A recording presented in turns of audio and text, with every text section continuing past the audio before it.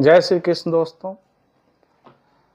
दोस्तों हमने अक्सर सुना है कि जो लोग सत्य के राह पे चलते हैं, धर्म के रास्ते पे चलते हैं, उन्हें बहुत ही ज़्यादा कठिनाइयों का सामना करना पड़ता है। वो बहुत ही ज़्यादा दुखी होते हैं किसी न किसी रूप में।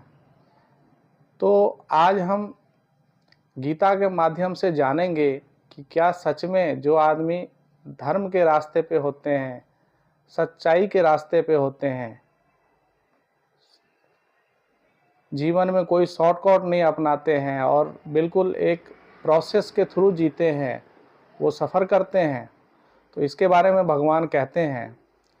तो गीता का दुख के प्रति गहरा उत्तर, इस विषय पे हम बात करने जा रहे हैं। तो ये प्रश्न कि अच्छे लोग क्यों सफ़र करते हैं पूछने के बजाय भगवत गीता प्रश्न को बदलती है। दुख मुझे कैसे ऊंचा उठा सकता है, कैसे आगे ले जा सकता है। सच्ची बुद्धिमत्ता कठिनाइयों को दंड के रूप में नहीं बल्कि आध्यात्मिक परिवर्तन के रूप में देखने में है। आत्मा की यात्रा जीवन कालों में फैली होती है और दिव्य न्याय मानव धारणा से परे खुलता है। जब हम तात्कालिक न्याय की खोज करना बंद कर देते हैं और कर्म के उद्देश्य को अपनाते हैं तो दुख एक बोझ नहीं रह जाता, यह एक पवित्र शिक्षक बन जाता है जो हमें सत्य, आंतरिक शांति और मुक्ति की ओर मार्गदर्शन करता है। एक व्यक्ति जो नैतिक प्रतीत होता है फिर भी कठिनाइयों का सामना करता है, वह अपने पिछले जन्म के कर्म को समाप्त कर रहा होता है या हो सकता है। इस बीच जो व्यक्ति गलत काम करने के बावजूद फलता फूलता दिखाई देता है, वह केवल पिछले अच्छे कर्मों के परिणामों का लाभ उठा रहा है, लेकिन अंततः अपने वर्तमान कार्यों के परिणामों का सामना करेगा। दुख दंड नहीं है, यह एक आध्यात्मिक परिष्कार है, आध्यात्मिक शुद्धिकरण है जो हमें शुद्ध करता है।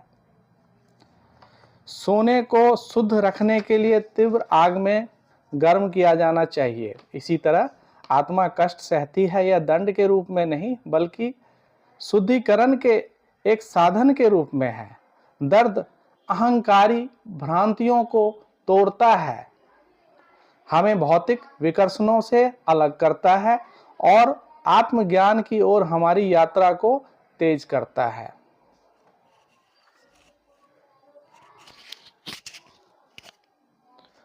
जो लोग बुद्धिमानों के साथ दुख सहन करते हैं वे अन्याय के शिकार नहीं होते बल्कि आध्यात्मिक विकास की प्रक्रिया में आत्माएं होती हैं।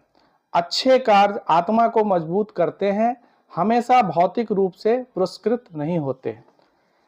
आज की दुनिया में सफलता को पैसे, स्थिति और मान्यता में मापा जाता है, लेकिन गीता सच्चे धन को आंतरिक शक्ति के रूप में परिभाषित करता है। एक व्यक्ति जो विपत्ति में दया, दुख में धैर्य और चुनौतियों के बावजूद धर्म का चयन करता है, एक शक्तिशाली आत्मा का निर्माण करता है। जबकि अनैतिक लोग अस्थायी रूप से समृद्ध हो सकते हैं, उनकी आंतरिक दुनिया अव्यवस्थित रहती है। भगवान कृष्ण हमें याद दिलाते हैं कि अच्छा कर्म हमेशा बाहरी धन में नहीं दिखता, यह शांति, लचीलापन और दिव्य के साथ एक अडिग संबंध में परिलक्षित होता है। नियंत्रण का भ्रांति अहम विद्रोह करता है, आत्मा समर्पण करती है। दुख अक्सर अन्यायपूर्ण लगता है क्योंकि हम मानते हैं कि हम अपनी किस्मत को नियंत्रित करते हैं, लेकिन भगवान कृष्ण यह प्रकट करते हैं कि जबकि हमारे पास स्वतंत्र इच्छा है, हम अंतिम कर्ता नहीं हैं। यहाँ एक दिव्य प्रवाह काम कर रहा है। अहंकार पीड़ा का विरोध करता है क्योंकि यह तात्कालिक न्याय की लालसा करता है, हालांकि आत्मा समझती है कि दिव्य न्याय मानव धारणा से परे कार्य करता है। वर्तमान दर्द अतीत के कार्यों का परिणाम है, लेकिन भविष्य को बदला जा सकता है। कर्म निहितवादी नहीं है। कृष्ण आश्वस्त करते हैं कि जबकि अतीत के कार्य वर्तमान को आकार देते हैं, भविष्य अभी भी हमारे हाथ में है। हर सचेत विकल्प जो हम बनाते हैं, धोखे के मुकाबले सत्य को चुनना, नफरत के मुकाबले प्रेम को चुनना, हमारे कर्मात्मक पथ को बदल देता है। इसका मतलब है कि दुख एक सजा नहीं है, बल्कि एक चौराहा है। हम कड़वाहट के साथ प्रतिक्रिया कर सकते हैं या कठिनाइयों का उपयोग आध्यात्मिक रूप से विकसित होने के लिए एक कदम के रूप में कर सकते हैं। विपत्ति सबसे बड़े जागरण की ओर ले जाती है।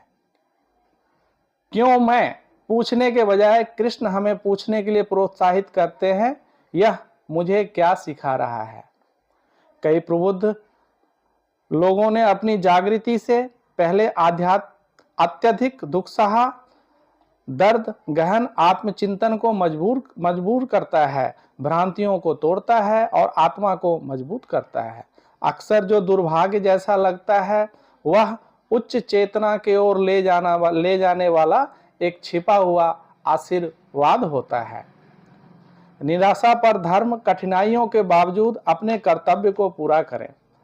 जब अर्जुन महाभारत के युद्ध में लड़ने में हिचकिचा रहे थे, दुख से अभिभूत होकर कृष्ण ने उन्हें याद दिलाया कि व्यक्तिगत दुख के कारण कर्तव्य को छोड़ना बुद्धिमानी नहीं है, यह कमजोरी है। इसी तरह हमारी संघर्षों में हमें अपनी जिम्मेदारियों को पूरा करते रहना चाहिए।